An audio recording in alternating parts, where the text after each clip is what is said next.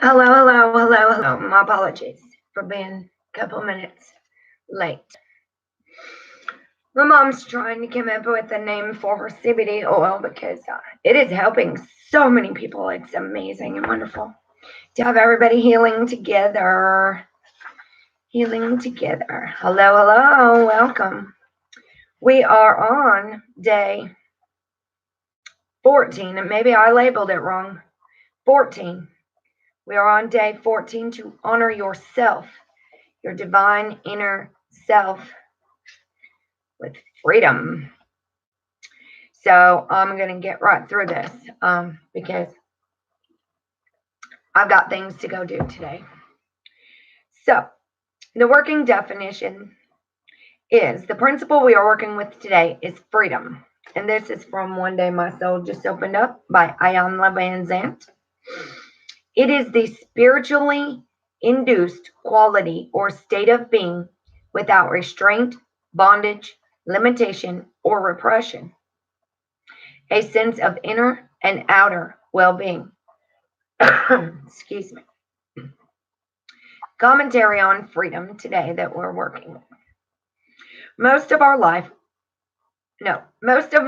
she said, most of my life I thought I wanted money. I believed that if I had money to do what I wanted to do, when I wanted to do it, I would be deliriously happy and free.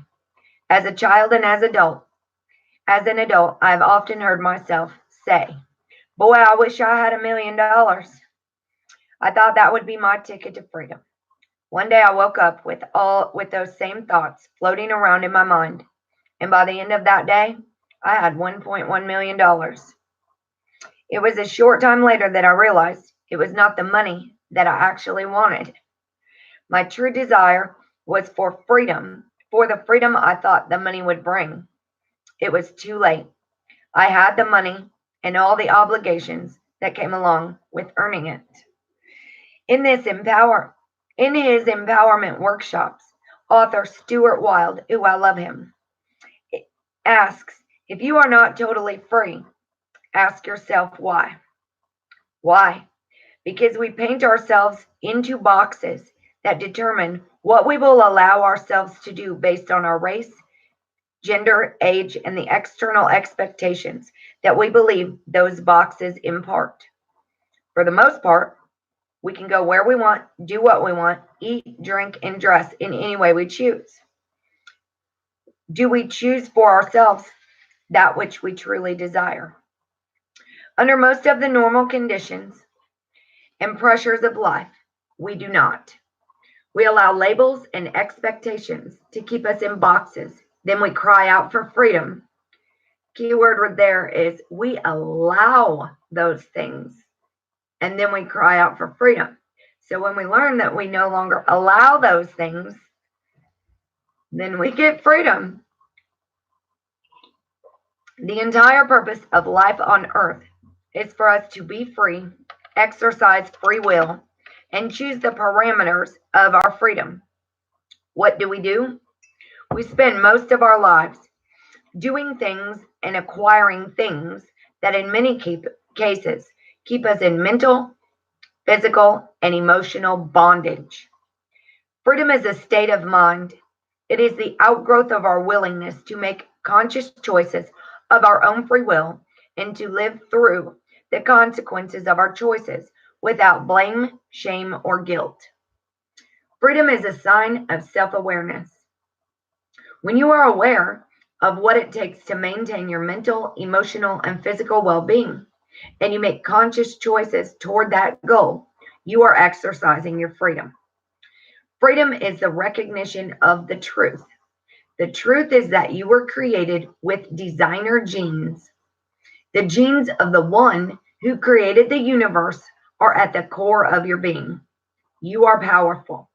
You are unlimited. You are the reflection of creative genius. When you realize this truth, hello. When you realize this truth and accept it as a fact of your reality, you know that you are free to choose whatever you believe to be the truest reflection of your identity. Freedom requires consistent and repeated acts of courage.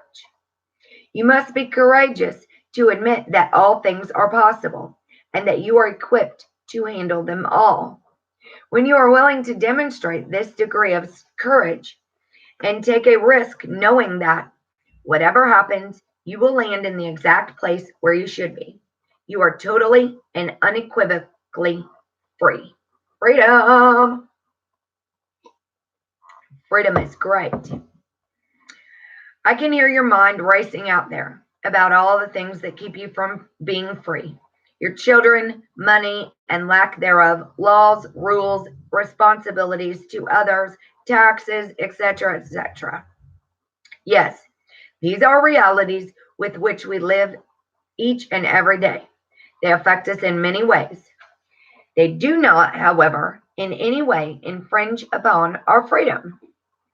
Freedom is a state of mind, and that's in all capital letters. What you believe, how you feel, what you do, how you respond to any given circumstance at any given time is the only impediment to freedom. You are always free to choose how you will respond. You are always free to choose what you will do and not do. So reactions, I say repeatedly that we can change, we have control over our reaction and our attitude. We have freedom to choose that.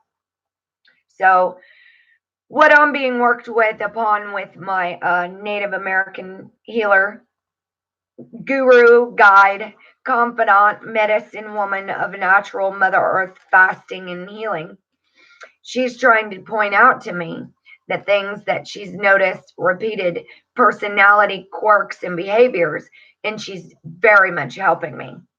So it's great because I don't want to keep doing any of that stuff. I too am a work in progress. You are always free to try something new, take a risk, to challenge the status quo, and to change your mind. That is what freedom is about. It is not about your bank account or level of education. Those things may help you experience a greater freedom of movement and accomplishment. They do not, however, determine whether you are free or not. Excuse me. Is there racial and gender discrimination? Yes. Is there poverty, disease, and famine? Yes. Is there crime? Yes. Is there a social class and social grace bestowed as a result of wealth, heredity, and political clout? You bet there is. And if, excuse me, and none of it can in any way deny your divine birthright of freedom. The question is, what is it that you want? What is it that you want to do? Are you courageous enough to live the truth of your desires without fear? This is what will determine your freedom. Once you decide what you want and whether you are willing to do what it takes to get it, sometimes you got to work really hard at it. Thank you so much for the likes, and hello, whoever's joining us. Once you decide what you want and whether you are willing to do what it takes to get it, you are free to follow your dreams. Do what makes you happy. Do what makes you feel free. Don't do the things that make you miserable and suck while you're doing it. More important, once you are clear about the experience you want to have, you are free to make the choices that will result in your having that experience. I wanted to be free to travel. I wanted to live in a nice big house in a nice ritzy titsy neighborhood. I wanted the ability to buy things I wanted when I wanted them without concern for the price tag. Those wants had nothing to do with my freedom. I was free to travel. I could have been an airline stewardess. I could have joined the Peace Corps. Buying an airline ticket is not the only way you can access travel. In order to be free, you must be clear about exactly what it is that you want and be open to any and all possible means of acquiring what you want. Living in a nice big house means you have to clean it. I do not like house cleaning. How can you be free if you have a big house to clean? Obviously, there were some inherent conflicts in my freedom quest. When you have lots of things, particularly expensive things, there is a deep-seated desire to protect them from harm. One of my favorite quotes is, until you make peace with who you are, you will never be content with what you have. So lots of people buy things and buy things and buy things. Shopping is an addiction. And they buy more and more material things thinking that it's going to make them happy. And it's not. They're not content with who they are. So they're never going to be, hello, beautiful souls. Hello, all our beautiful souls. They keep buying and buying. And that's why my focus, the things that I spend, thank you so much for the likes. What I'm buying now is more healing stuff to make. I made all of my little bath salts yesterday, and I don't have the containers to do them, but I made the Dead Sea salt and put coconut oil and some Palo Santo and some lavender in it. And it's kind of just like an experiment in playing. And it's fun that I'm making it. I can give some away as gifts. I'm spending all of my money either on that or my healing books. And so I'm not buying, I'm actually decluttering and trying to get a lot of crap, minimizing, simplifying my life, getting rid of the things I don't need that are buried in the bottom of the closet, and they can be, other people could use them. So they can have them, like clothes that were donated to me after the fire that I'll never wear. So I'm going to pass them on to somebody else. Like my friend Autumn, when she gets out of jail, she's going to need some clothes. But she's going to be sitting there for a while this time. All right, here we are. We have a deep desire to protect our things from harm. This means bars, gates, alarm systems. I didn't want to live behind bars and gates. That's like being in jail. Once again, I discovered evidence of conflict in my search to be free. I think this is true for most of us. The things we think will give us freedom will actually keep us in bondage. What I also discovered is that many of the things I thought I wanted as a demonstration of freedom, I actually wanted for a completely different reason. I wanted things I thought would make me feel better about myself. I had been imprisoned by self-defeating, self-denying attitudes, behaviors, and beliefs. Yeah, it makes us a prisoner in our own body. I got the house, most of the things, and the opportunity to travel long before I got the money. I found freedom about the same time that I turned 40 years old. It was then that I was mature enough to examine and peel away any behavior, attitude, or belief that was limiting or restrictive. It was then that I took off my people-pleasing cape. Hold on. I got to get my cape out now.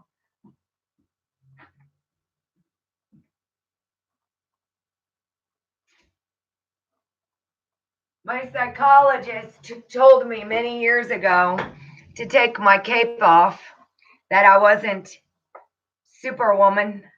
And so it really struck me that I couldn't save everybody. And I didn't even realize that I had been wanting to be Wonder Woman since I was such a little girl. It fell. I'll worry about that later. But there's a fine line between codependency and serving others. When you're doing it to the point that you're making yourself sick. Yeah, thank you. What a divine time to have a Wonder Woman outfit, huh? Now I got to find some tights with the stars on them. Imagine that. I'm sure they'll just show up somewhere. It's pretty amazing, the stuff that comes when you're fasting and totally connected. It's absolutely amazing. I'm just always like, oh, great. Thanks. Awesome. All right. Where are we here? Oh, she got her money. She didn't figure it out till she was 40. Her people-pleasing cape. It was then that I took off my people-pleasing cape. I found freedom about the same time that I developed the courage and the presence of mind to say no without feeling guilty. The immediate outgrowth of my newfound freedom was the ability to ask for what I wanted. This was enhanced by the willingness to ask someone else if the person said no, if the first person said no. A lot of people are so scared to even ask for help or ask for something. They'll say, oh, but what if they say no? Or I say, nothing beats a failure but a try. I'll go ask. Not scared to ask for directions or ask for anything. My sense of personal freedom increased at the same pace as my willingness to do what felt right to me, even when people said I was crazy. My freedom also kept pace with my willingness to face the thing I feared most. If you can admit you are afraid and keep moving, you will be released from the fear. Freedom from fear, guilt, false responsibilities, and the need to be legitimized by others opens your mind to new choices, new opportunities, and amazing possibilities. When I realized that God, the divine source of life, not people, was the source and substance of all good things, I was freed from every ism that held me captive. When I stopped comparing myself to others, stopped competing with others, when I was able to honestly want the best for everyone, when I became willing to make choices and accept full responsibility for their consequences, every chain that held me in place of mediocrity and unfulfillment fell away. Speaking for myself, I discovered freedom as an inherent part of my life the day I stopped telling God what I wanted and asked how I could be of service to God. Shortly thereafter, the guidance came, the self-trust deepened, and the gates of my mental, emotional, and spiritual prison flew open. There is something very freeing about knowing that God believes in you. So if you're doing your journal after reading today's commentary, you realize what?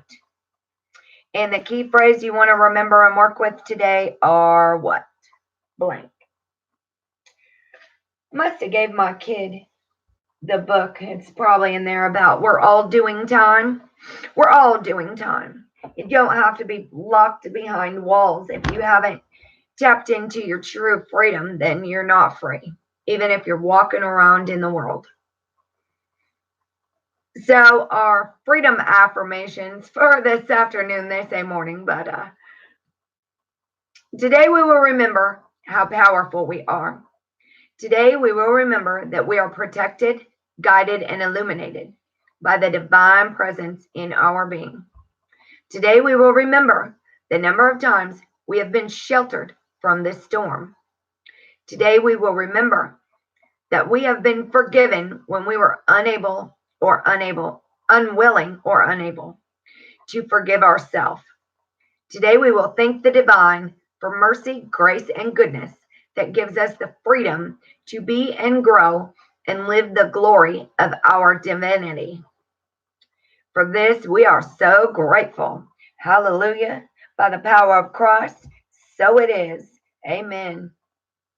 So let us remember today that God's grace is freedom.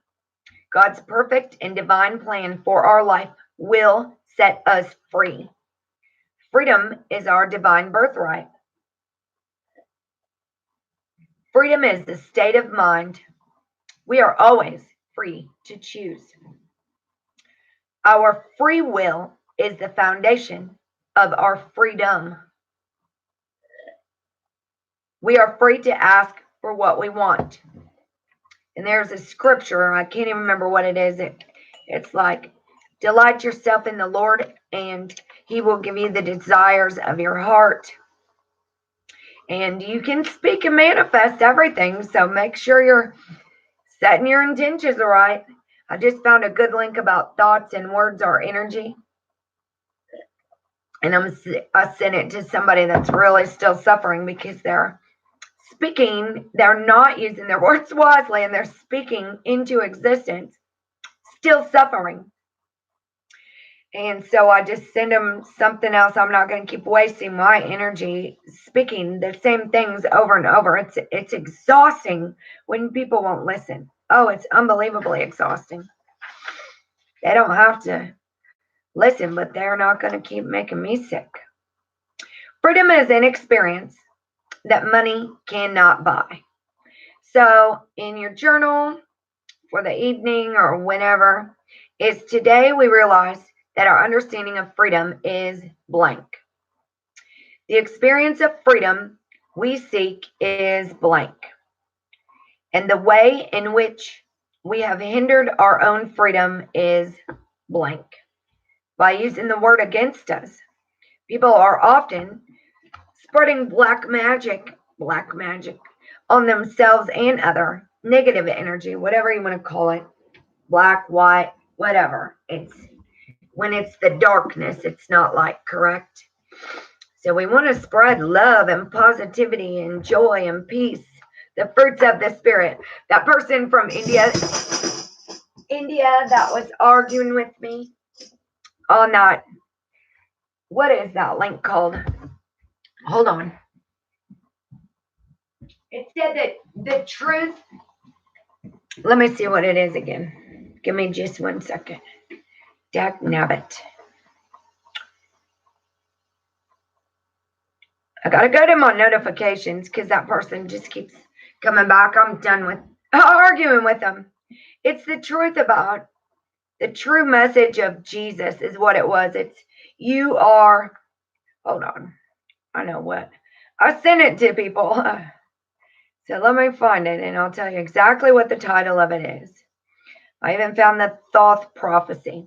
It's the true message of Jesus. What religion doesn't want you to know.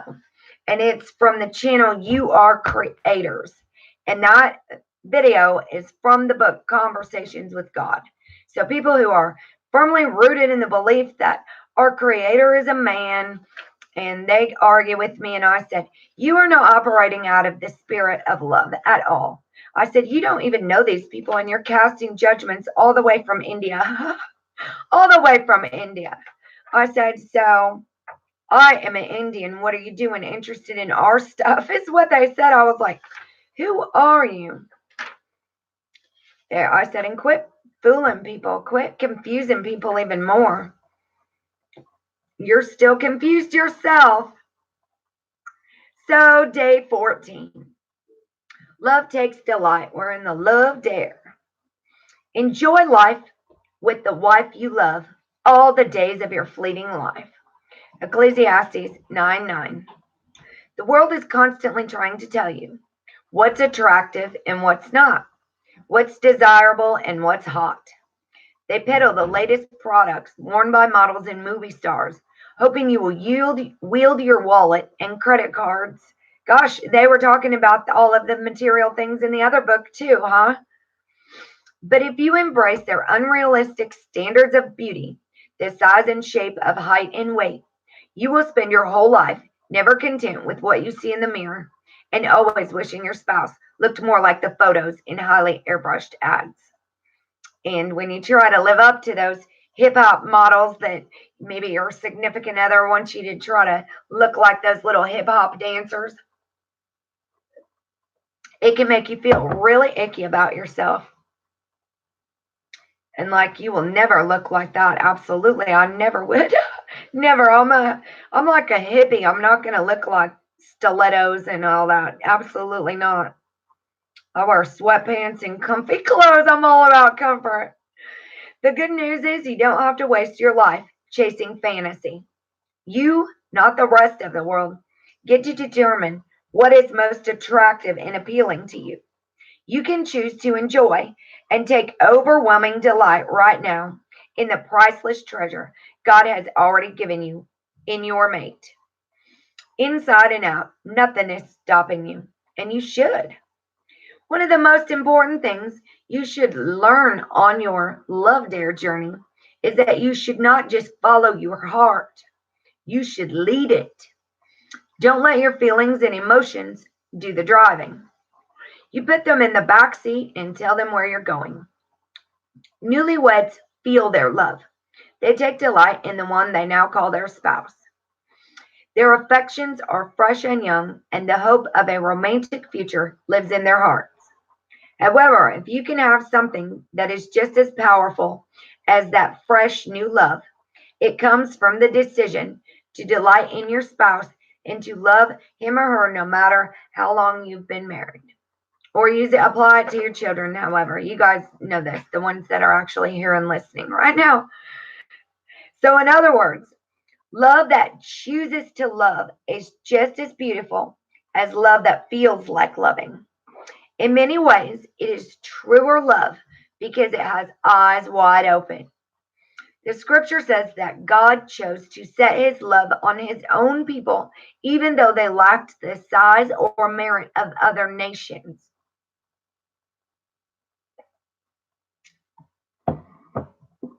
That's Deuteronomy 7 through 8. We must do the same. Left to selfishness and emotion, we will always lean toward comparing the weaknesses of our person, your spouse, whatever you're working on, to the strengths of other men and women. We'll think, my wife is not as respectful and radiant, or my husband is not as kind and considerate. But our days are too short to waste focusing on the shadows when we could be enjoying the sunshine. Instead, it's time to lead your heart to, once again, delight in your mate or whoever. To decide that the person God uniquely made for them made them to be. To decide that the person God uniquely made them to be is who you are choosing to love and enjoy. To prize their uniqueness and remember again why you fell in love with his eyes or her personality. To take their hand and seek their companionship. To desire their conversation. To accept this person, quirks and all, and to welcome them back into your heart. The Bible does not say a man should marry the woman he loves, but that he should love the woman he marries. It's not like you're born with certain preferences you're destined to operate from. You get to choose what you treasure. So if you're ungrateful and disapproving, it's because you choose to be. If you pick at your mate more than you praise them, it's because you've allowed selfishness in your heart to take over. You've led yourself into criticism. So lead your heart back out. Learn to delight in your spouse again. When you reset your love on your spouse and reinvest the needed time and energy back into the relationship, you can watch your heart daily enjoy more of who they are. The Bible contains many romantic love stories, but none more provocative than all 8 chapters from the Song of Solomon, which is often called the Song of Songs. And I think it was Kenneth Copeland who sent me some little pamphlet in prison that said to read that and to think of Jesus in that as being that divine love, and that it's like a love story, the Song of Songs. Listen to the way these two lovers take pleasure in one another in this poetic book. The woman, like an apple tree among the trees of the forest, so is my beloved among the young men. In his shade I took great delight and sat down, and his fruit was sweet to my taste. He has brought me to his banquet hall, and his banner over me is love. Song of Solomon 2:3 through 4. The man, arise, my darling, my beautiful one, and come along. O my dove, in the clefts of the rock, in the secret place of the steep pathway. Let me see your form. Let me hear your voice, for your voice is sweet and your form is lovely. Song of Solomon 2:13 through 14. Too sappy, too mushy, not for those who lead their heart to delight in their beloved. Even when the new wears off, even when she's wearing rollers in her hair, even when his hair is falling out, it's time to enjoy again, to laugh and flirt again. to dream again, delightfully. Today's dare may be directing you to a real and radical change. For some, the move toward delight may only be a small step away. For others, it may require a giant leap from ongoing disgust. But if you've been delighted before, which you were when you first got married, you can be delighted again, even if it's been a long time, even if a whole lot has happened to change your perceptions. The responsibility is yours to relearn what you love about the one whom you've promised forever. Today's dare: purposely neglect an activity you would normally do so you can spend quality time with your spouse. Do something he or she would love to do or a project they'd really like to work on. Make the choice to enjoy your time together. Now, I will say, in my relationships, they only wanted to do what they wanted to do all the time. It was nothing that I wanted, no music I wanted to listen. We were on opposite ends. It was hip hop, rap music that was like money and women and bitches and all of that. Like, I'm not even kidding you, all the time. And it was at a level of noise, even in the car, that was so freaking loud you couldn't even focus. And I was trying to I was actually trying to be conformed to the way these little hip hoppers and stuff used to look like, and that's what he was trying to do. This last one tried to turn me into a hard rocker, the one before him. And I do like some of that music and stuff, but that's not who I am at my core at all. Like, absolutely not who I am. So I'm not going to try to live up to who they think I should be and who they want me to be. Like, that's just not me. And so when you try to live up to unrealistic expectations and do things in your home to please other people that is not your mate, you're gonna clash. It's not gonna get along.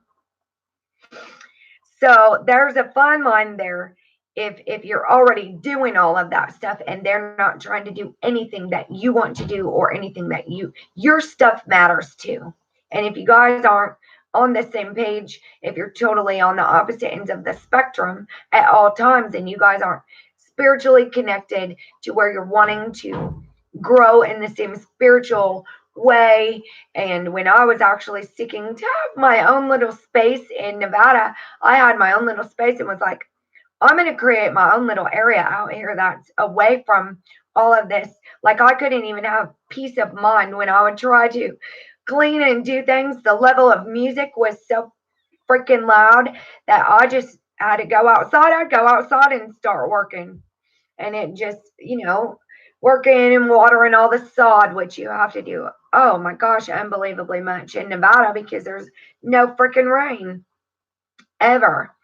And trying to grow a sod in the sand, it was like I had to water that stuff 3 times a day. Anyway. So what did you decide to give up? If you're already giving up everything to make one person happy, then you don't need to give up anything else. What did you do together? How did it go?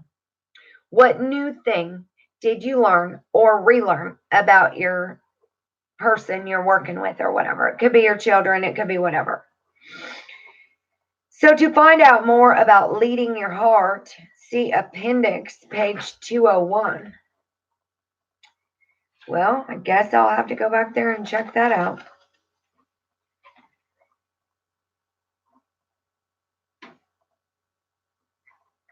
Let's see what it says. Should I ever follow my heart? King Solomon said a wise man's heart directs him toward the right, but the foolish man's heart directs him toward the left. Ecclesiastes 10:2. Just as your heart can direct you toward hatred, lust, and violence, it can also be driven by love, truth, and kindness. As you walk with God, He will put dreams in your heart that He wants to fulfill in your life. He will also put skills and abilities in your heart that He wants to develop for His glory. Exodus 35:30-35. He will also give you the desire to be generous, 2 Corinthians 9 and 7. In worship, Ephesians 5:19. As you put God first, and so I'm talking about the divine spirit inside of yourself, God will step in and fulfill your deepest longings. The Bible says, delight yourself in the Lord, and he will give you the desires of your heart. Psalm 37, therefore, there's the answer to what I was literally just said at the beginning of the video. That the only time you can feel good about following your heart is when you know your heart is submitted completely to God and intent on pleasing him above all others. Absolutely. It's a spirit within you. I don't see our Creator as an outside. My view is not the way. I love some biblical stuff, but I had to filter through all of it. You guys already know that are already here.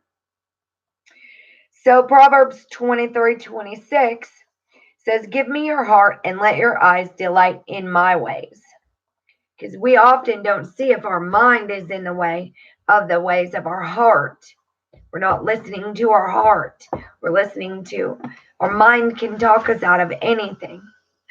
So here we are on Course in Miracles, Lesson 8. My mind is preoccupied with past thoughts. This idea is, of course, the reason why you only see the past. No one really sees anything. He sees only his thoughts projected outward. The mind's preoccupation with the past is the cause of the misconception about time from which your seeing suffers. Your mind cannot grasp the present, which is the only time there is. It therefore cannot understand time and cannot, in fact, understand anything. That's that very powerful book, The Power of Now by Eckhart Tolle. To not live in the past. You can't see out the windshield if you're constantly looking in the rearview mirror. Eckhart Tolle also wrote a book called Our New Earth. We are going to get a new earth. Yes, we are. It's already taking place right now. All right. We can't understand anything if we're living in the past, in our mind, not our heart. The one holy true thought one can hold about the past is that it is not here. To think about it at all is therefore to think about illusions.